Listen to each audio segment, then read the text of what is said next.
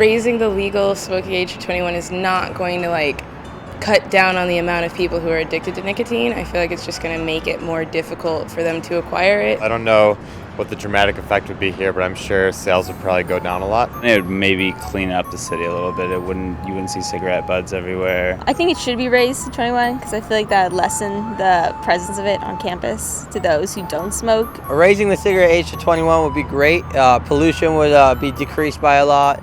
And people would stop smoking, have no smoke in my face. The only place I ever really noticed the incessant smoking would be in front of SMG, and that is pretty atrocious. Walking through that cloud is a little bit like, ugh. I don't think it would really affect the number of smokers. I think it would just affect who was buying cigarettes for who. Because like when you're addicted to cigarettes, you're gonna smoke cigarettes. You're gonna find a way to smoke cigarettes. If you really want people to stop smoking, just raise the taxes so it's so expensive people are just pissed. Like that might be a little more effective than just changing the age. The enforcement of cigarettes when they're sold in almost every convenience store that you go into would be a very difficult thing to do. We're so set in our ways. Like anyone who's coming here, they come from across the country, across the world.